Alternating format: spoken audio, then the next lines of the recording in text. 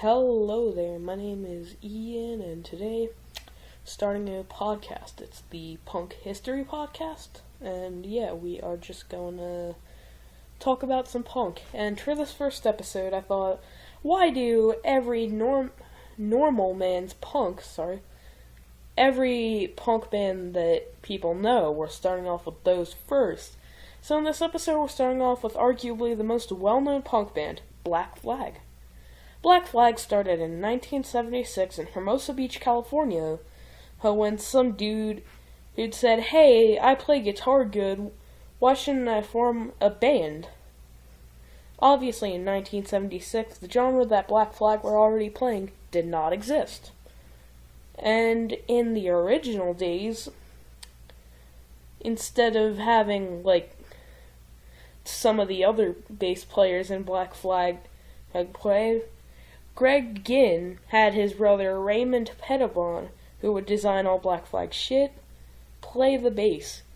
He quit, and they got a new bass player, but then they needed a singer.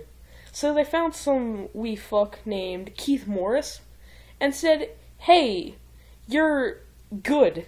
Join Black Flag." It was casual as that.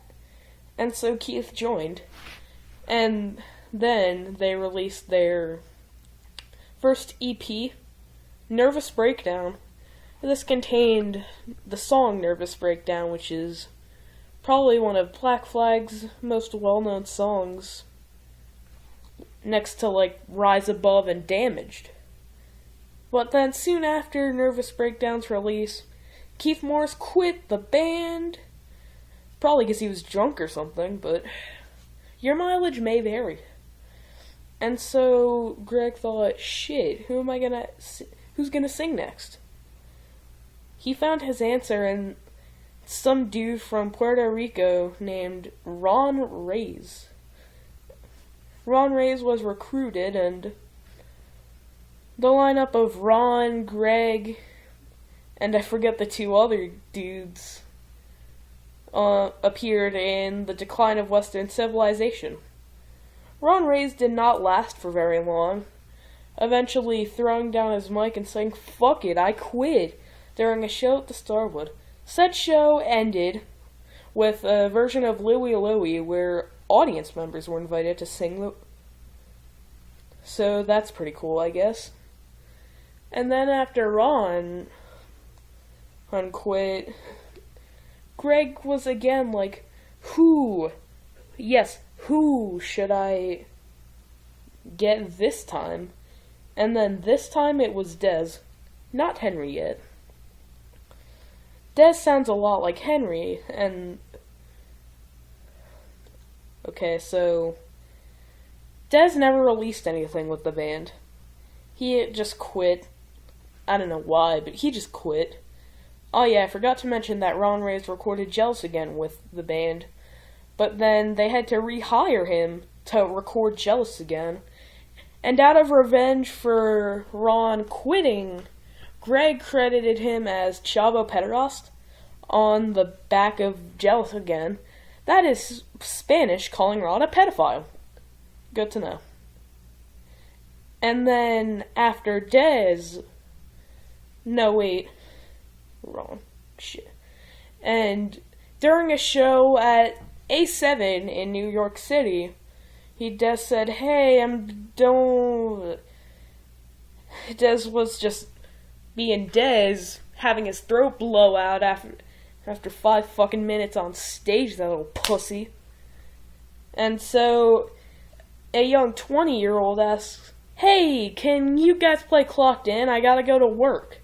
So Dez says that, and this 20-year-old stares at the microphone, and Dez goes, "Here, you sing it," and then he sings Clocked In, and the band likes him, and this 20-year-old was Henry Rollins. So they recruited Henry Rollins after a trial of sorts with he played 2 sets with them, and then they voted he was in. And so later they released Damaged, which is considered to be one of the most influential punk albums of like all time. And pretty much the last punk album that Black Flag would release. But it was a damn good one. It's got favorites like Rise Above, it's got Six Pack, it's got a lot. And then after this, they got into a lawsuit with Unicorn Records. You see, Greg had employed Unicorn Records to release Damaged, but Unicorn Records didn't want to release Damaged. But then they didn't let Greg release Damaged either. So they were trapped in a legal battle and came out of this battle with My War. This album marked Black Flag's transition from faster punk to like slower metal of sorts. Many fans were outraged, and this is why not a lot of people like the era of My War. And so the band decided to go on with their shitty metal style, releasing 3 albums that year.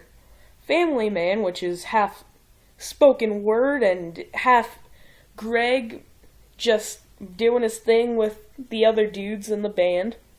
Well, one of them was a chick, Kira Rossler. And they released Slip It In, which is also pretty metal-y. And the band started their sort of trouble period at this time. So then they just stopped releasing stuff in 1984 because 3 albums is enough for a year. And so sooner they started on releasing their penultimate album, Loose Nut. Note that title. And yeah, it was kind of just headfirst into fucking metal.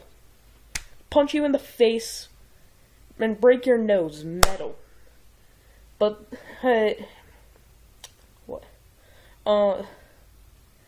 after this, the band started getting tumultuous. They kicked Kira Rossler out, and they kicked Bill Stevenson out. I think Bill Stevenson left of his own accord, actually, but they hired 2 other dudes named Anthony and CL, or something, and then they released their final ever album. This album was In My Head. And due to a mean comment Henry made one time, Greg decided to put his vocals at the back of the mix, so his vocals sounded like shit. And then, after this, Black Flag played their final wave of shows. This wave ended with a show in June of 1986 at the Greystone Hall in Detroit. And then in August, Henry visited family, and then Greg Ginn called and said, "Hey, we're breaking up Black Flag, goodbye." And Henry's like, "Okay, well, there goes that band." And they released a couple posthumous things, namely the shitty EP, I Can See You, but then they got back together to release another shitty album called What The, which is basically many fans' reaction to that album. And then they disbanded again. Probably for good, but a band of Black Flag rejects called Flag still exists. They're touring. They don't release any albums, though. So, yeah, that's bad. If you're hoping for another Black Flag album that's good, you're never gonna get it. I'm sorry. And so this has been Punk History, Episode 1. Next episode will probably be on the topic of Minor Threat. See ya!